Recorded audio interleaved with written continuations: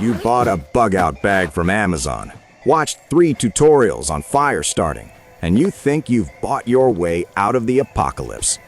Let me ruin your comfortable delusion. You're a hobbyist playing tactical dress-up.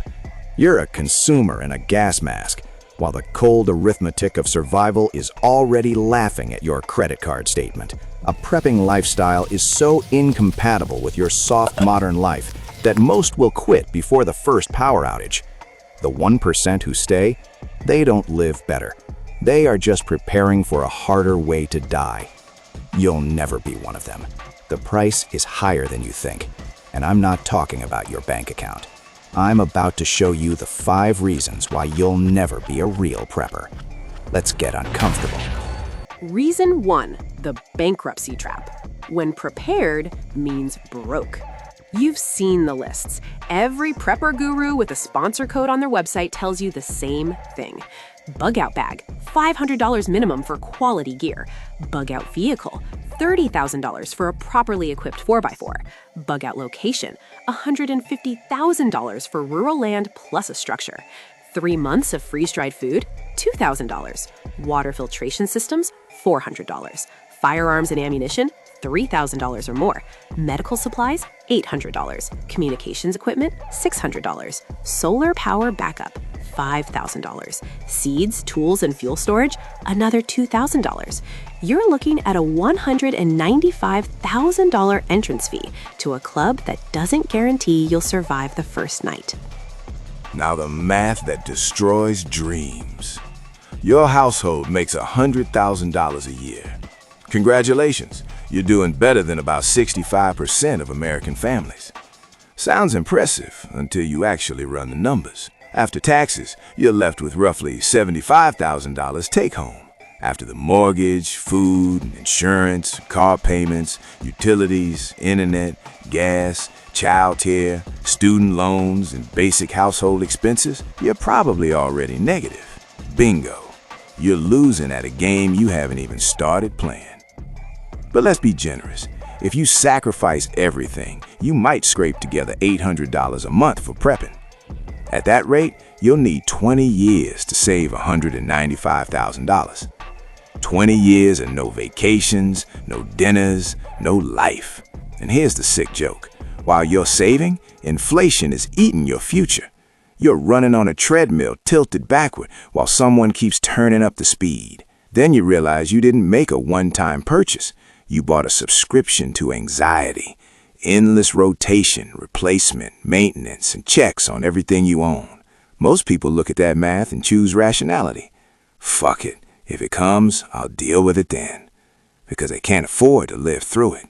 And it's not just food sitting there judging you. Your batteries need testing every 6 months, or they'll leak corrosive acid all over your expensive flashlights. Your water storage needs sanitizing quarterly, or you're drinking a science experiment. Your fuel?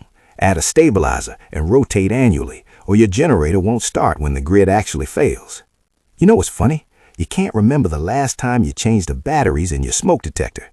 That's one battery, one task, once a year. But somehow you think you'll track expiration dates on 200-plus items, maintain chemical treatments, run equipment tests, and update spreadsheets with military precision?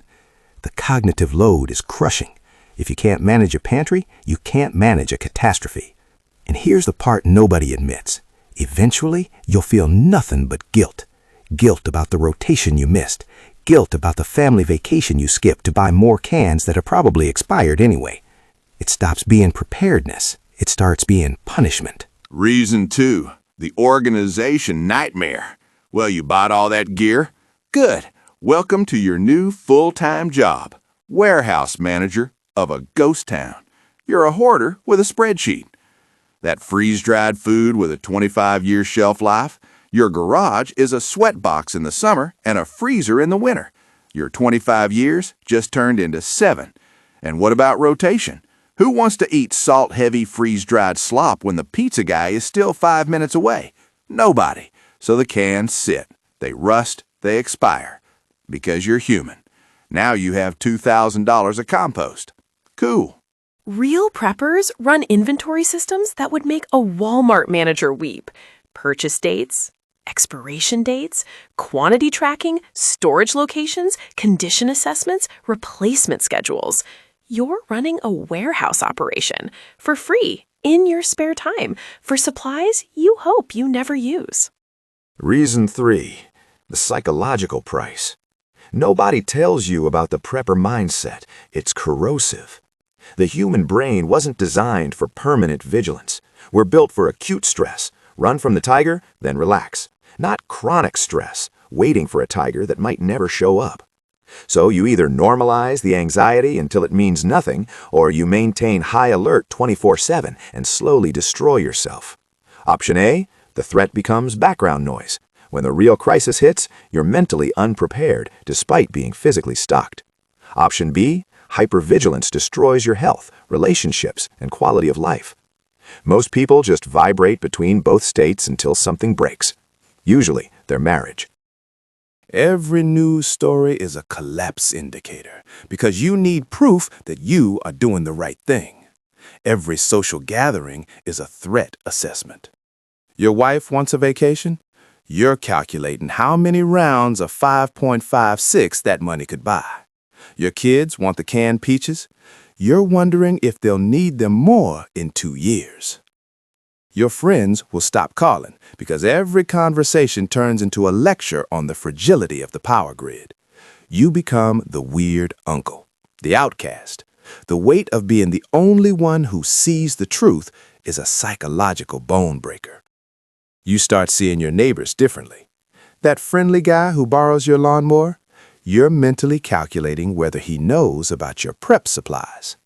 Your mind runs threat scenarios constantly. What if they break in? What if you have to choose between your family's safety and someone else's life? These aren't healthy thoughts. Very few people can carry that chronic stress for a decade without crossing a line into pure, unfiltered paranoia. And here's the question nobody wants to answer. If preparing for collapse is destroying your life right now, your relationships, your mental health, your ability to enjoy the present moment, what exactly are you surviving for? That's the psychological price, and most people can't afford it. So that's the first 3 reasons: money, logistics, and your own mind. But you think that was hard? Part 2 drops in a few days, and it's going to get even more unpleasant, because we're going into the skills, the competency, and the identity crisis that tears apart every prepper. If you're still here, drop a comment. What's the one thing you know you're not actually prepared for? No bullshit, just honesty. Subscribe if you want the rest of this without the sugarcoating. See ya in part 2.